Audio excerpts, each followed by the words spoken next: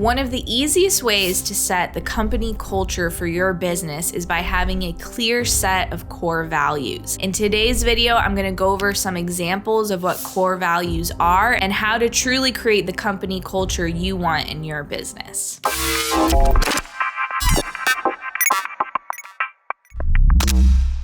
Hey guys, Abby Johnson here at Matterhorn Business Development. So one of the topics I talk about with my clients a lot is business culture, kind of weeding out people who don't fit in that culture. And one of the ways to do that is to be very upfront in the beginning with what your core values are. This will set the expectations from the get-go for new employees. And if they don't line up with your core values, they will see themselves out the door. They will kind of weed themselves out. So this is a really good first step in making sure you have the right people on your team. So for example, I had a client recently who had an employee who was like, I just can't work this fast. You need to give me things slower. I can only do one thing at a time. I can't do this. And it was literally hindering the income of the business because this employee would get so easily overwhelmed. Now, she wasn't making any crazy demands or asking her to go above and beyond anyone else in her position, but this employee just couldn't handle the speed and the demand of this position and was not the right fit for the position. And if the business owner had kind of set that expectation from the beginning and said, look, we are a fast-paced environment. We are always on our feet. We are always going. We're going A to B really fast. That employee from the beginning would have been like, whoa, I don't think this is the right place for me. Whereas she has another employee who loves it. She goes boom, boom, boom, gets everything done fast, thrives in that fast-paced environment. So this is why it's really important to have those core values in place and be upfront with new hires right away to know whether they're going to be a culture fit or not. So what I want to go over first is let's look at some examples of a couple companies, because you can go online, you can Google core values, definitely look around at other companies' lists to get maybe inspired, but you'll see when you put together certain values and components, it creates a whole picture for the business and your culture. Here I have pulled up Patagonia, who's a major brand, and their core values. And let's just go over this and you'll see it kind of paints a picture of what this company is like. So build the best product. They want the best products for function, repairability, and foremost durability. Cause no unnecessary harm. We know that our business activity is part of the problem. We work to steadily change our business practices and share what we've learned,